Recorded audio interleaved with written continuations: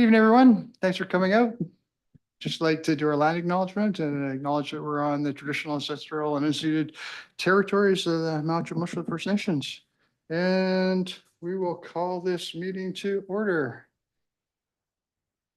Get about the people's business. Introduction of late items. Any late items for us, Administrator Roy?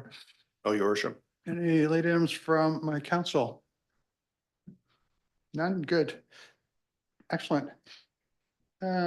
So move approval of the agenda as presented. Who care to move it?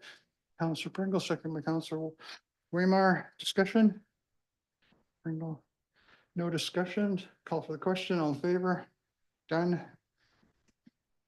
Adoption of the minutes. Move that the regular meeting minutes from October the 7th, 2024 be adopted as presented. Move Councillor Fossin, second Councillor Pickard. Any discussion? None. Call for the question. All in favor? Carried unanimously. Done. 7:30. Going for 7:30. Ali said we'd be done by 7:30. If I didn't dilly dally. The special minutes from the October 15, 2024 be adopted as presented. Moved by Councillor Remar, second by Councillor Pickard. Discussion. All in favor? Good. Carried. And finally, that the committee of the whole meeting minutes from October 15, 2024 be adopted as presented. Moved by Councillor Ringall, second by Councillor Fossin. Any discussion? No. All in favor? Carried. Public and statutory hearings, seeing none. Unfinished business, seeing none. Delegation, seeing none. Administrative reports. Good. Local community accessibility grant. And the recommended motion is that council adopt that council support administration to submit a local community accessibility grant program application to fund a barrier-free entrance at the Ann Fiddick Aquatic Center. Anyone care to move that? Councillor Mayor, second Councillor Pringle. And discussion. Long overdue. Love to see it. This is terrific. I hope we are successful in giving our staff the okay to proceed with it. And I definitely hope we're successful in securing the grant. It's like I think Councillor Picker said last time we were talking about one of these, she said, no brainer. But I don't want to prejudice you guys. So if you, we will have some discussion. Councillor Pickard. Thank you through the chair. I echo those sentiments, no brainer. But also wanted to say thanks to our Economic Development Officer, Community Advisor Chelsea for the report and just for being so on the ball at looking for grants. And it's rare to find grants for communities with zero funding match. So this is a great opportunity for us to take advantage of that and also to make the pool more accessible in the gym. And we know that door can be kind of heavy even for the little ones. So having that to make it more accessible for walkers and wheelchairs and will be great. So I agree. wish her good luck and I support this grant. Thank you, Councillor Pickard. Anyone else care to comment? No. Terrific. Call for the question. All in favor? Carried unanimously. Done. Second item is the active transportation grant. The recommended motion is that council support administration to submit an application to the active transportation grant program to purchase a mobile bike and pedestrian counter for short-term traffic studies. Mover, Councillor Waymar, second, Councillor Pringle. Any discussion?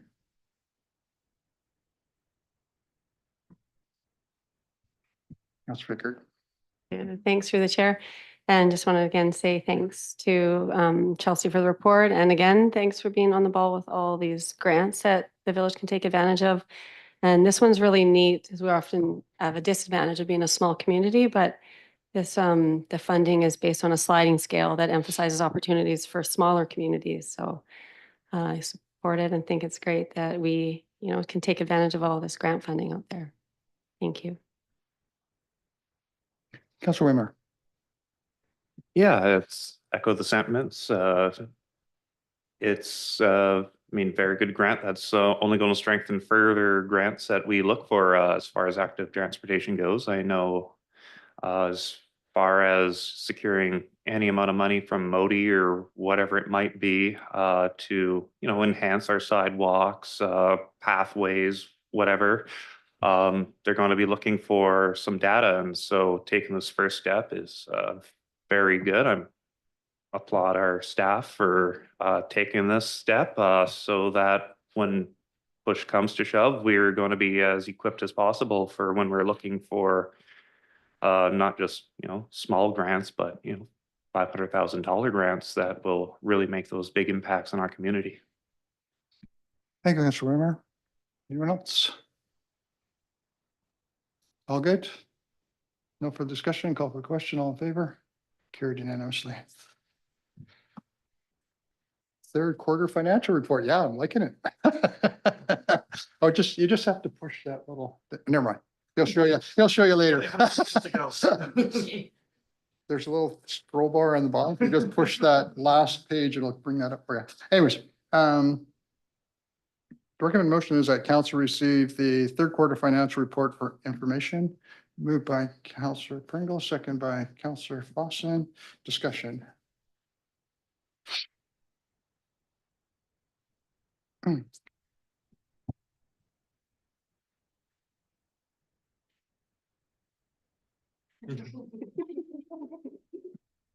Councillor Weimer.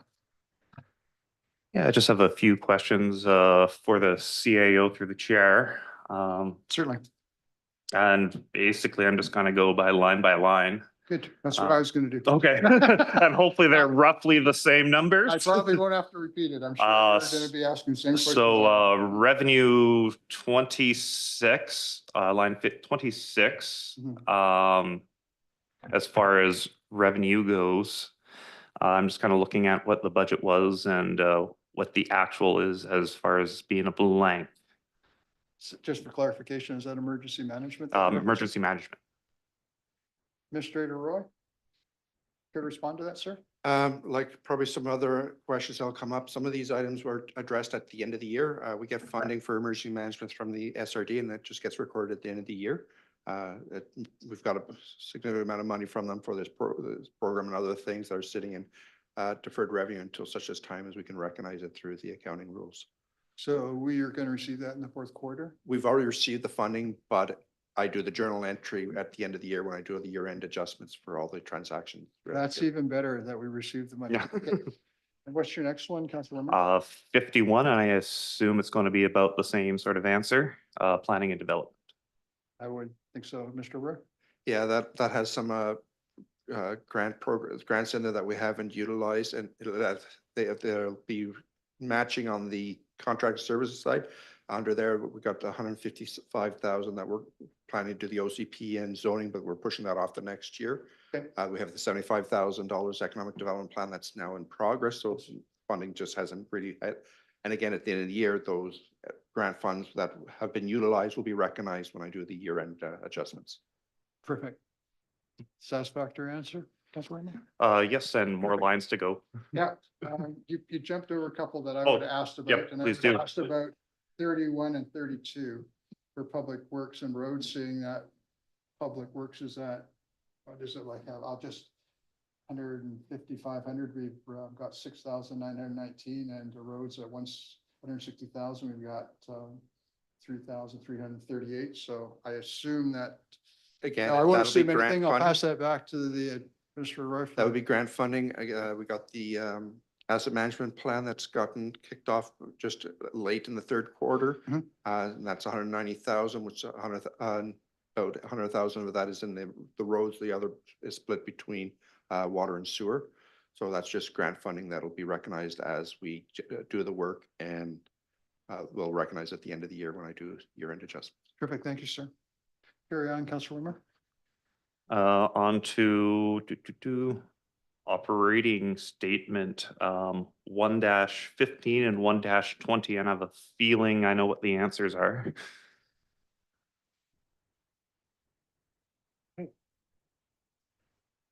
Would you respond to that, Mr. Rowe? So 1-15 is, it would have gone as grants and will be adjusted based on what we actually use at the end of the year. Okay. And the other number was, 120 transfers in. transfers in, that's a year-end entry that I'll do when I do the final accounting for the financial year. Okay.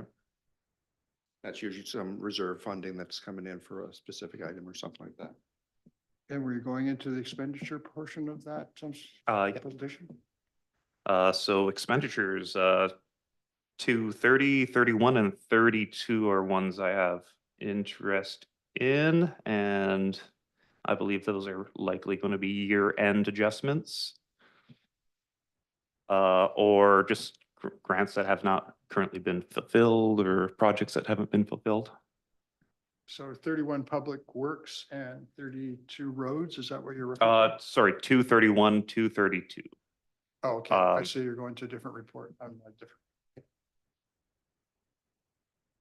231 is contracted services, and again, that's a lot of that is tied to the project work, grant work, such as the asset management, which again is just getting started. Between the asset management, the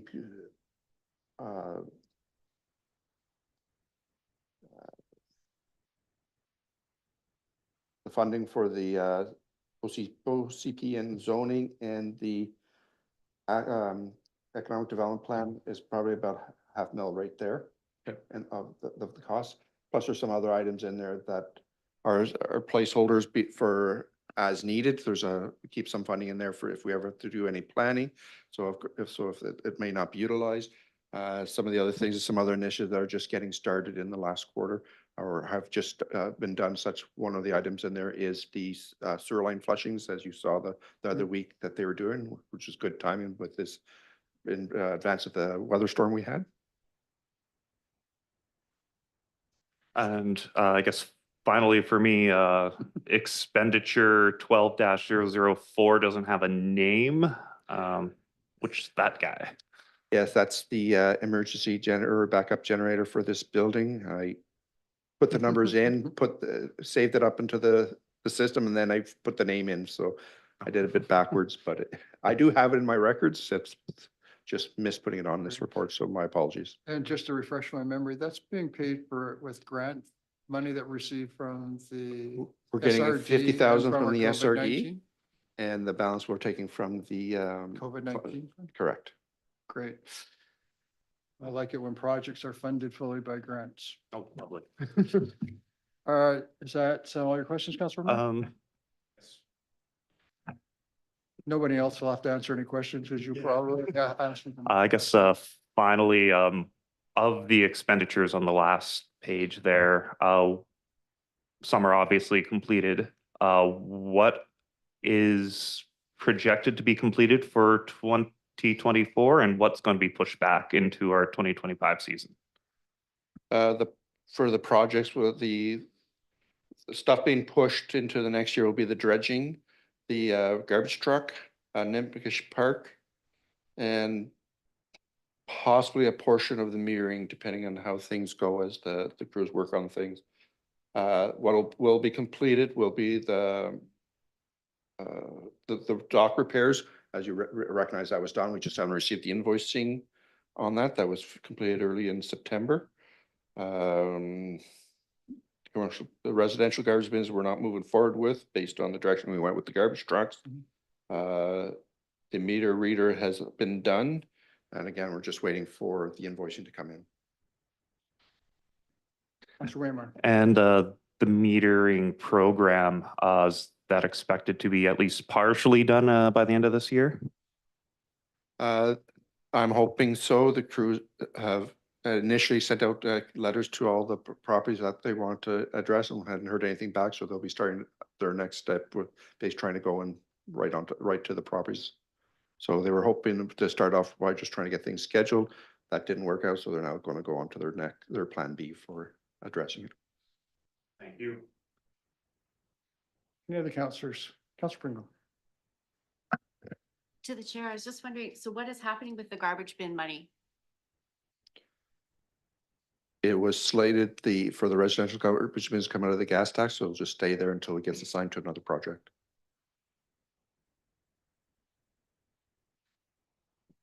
Councillor Pickard. Thank you through the chair. And I'm just wondering, it says, what in the permitting phase for the dredging to the CAO, do we have any updates on the permitting? Nothing concrete at this time. There is some talk or work being looked at that the nation wants to do additional work. And so that's maybe slowing things down a little bit, but it is still waiting to get things done. But our engineers are working on it still. Yeah, I remember from our MFN meeting that they had the dredging done, so we wanted to have some economies of cost savings and do them dredging together. So are our permits going through together with MFN, or is it the same? Permit? Our idea is probably that we would do it jointly at the same time and process everything through so that everything comes back at the same time. So that, again, we can take advantage of any potential savings on mob, demob. Councillor Fossin, did you have any questions for the Commissioner? No, sir. Not Thank at you, this time. sir. Not so much as a question as a recognition and acknowledgement. I think if you look at our investment income projection for the entire year was 384,000. That was 1-16. And 2024 budget total amount 384,000. Currently, after the third quarter, at 549,221 with another quarter to go. So I'd just like to acknowledge our administrator for finding and putting to work as much of our money that we can possibly put to work to generate revenues for us, so that when we look at this, it's revenues and expenditures, that can cut down on some of the taxes that we might have to assess to our residents or businesses because of the money that's been generated here. And so again, thank you for putting all that money to work and getting a good return on it. Because it makes our job easier when we start looking at numbers if we have that stream of revenue coming in. So I always like to recognize that and acknowledge that. Takes a little bit of work. And other than that, I know it's really fair to ask financial people this, but what I'm looking at is I'm looking at a budget surplus at the end of the year. Would I be correct in that assessment, Administrator Roy? The way things are going, I anticipate we'll probably have a bit of a surplus. Would you care to speculate on what kind of range of surplus? No, I we would not, Your Worship. Spoken like a true financial officer. Great. A lot of good discussion there. Any other questions that council may have for the administrator? Councilor Waymer? Just in response to that, I'm a little more wary about having surpluses when we're not completing all of our projects. Because I mean, if we've got a $400,000 surplus, but the garbage truck's being bought in 2025, it's, I mean, absolutely great that we have the surplus, but at the same time, it's really nice to see these projects get done. More so than, I guess, seeing that money not get spent. I agree. And I think that a couple things I just acknowledge. One is that I'm kind of looking at the operating budget in terms of surplus there, and the other budget, the tangible capital asset budget is one that I'm not so worried about as much being balanced. I want to get things done because that's coming out of grants that we've got either for the Growing Community Fund or the Community Works Fund, and those are pots of money that we need to spend. And I'm sure the administrator could tell us that there's conditions that are attached to that. You have to get it done within certain times. So those ones don't worry me as much as the total revenue, total expenditure, and getting that down so that we have a balanced budget. Tangible capital assets, I'm a little more liberal on because I know that we're spending grant money that's come in to do most of the projects that are listed on that list. But anyways, thank you for drawing that out. Any other comments, questions, anything? No, we're good. We're trying to hit 7:30. We have 7:18, so we're doing great. Okay, we're on track. If there's no other questions, perfect. No other discussions. Call for the question. All in favor? Done. Reports. Well, I don't know, it's like a week. You guys must, since we last talked. So I think that we can get through this pretty quickly. Counselor Thompson, Not at this time, Your Honor. thank you, sir. Counselor Pickard. Thank you. And just a quick report, on October 17th, last Wednesday, I attended the first session of a two-part workshop called Working Together on Water, the UNDRIP approach. Oh, cool. And yeah, it was really interesting, and lots of municipal governments and land and resource managers for First Nations in BC. And the objectives were to recognize UNDRIP and DRIPA principles and intersections related to water management and climate sustainability. Privilege the diverse Indigenous perspectives about UNDRIP and DRIPA and the ways of knowing and doing in relationship to asserting water and climate rights, and strengthen understandings of how Indigenous knowledges, self-determination, UNDRIP and DRIPA influence policies and practices in the water resources and environmental stewardship. And there's another part to that one coming up. So that was interesting perspectives. And then also on Sunday, the girls weren't excited to get out of their jammies and go in the pouring rain to the Science at Sea tour, but they were thrilled when we got there. It was the DFO science boat at the deep sea port out at West Coast Marine Terminals. And it was a really great interactive learning experience and an amazing educational experience right here in Gold River. The DFO staff was so knowledgeable and passionate about their job, and it was really cool to see all the stuff inside the ship that they do. So they were really generous to share their knowledge and inspire our local kids and their adults too.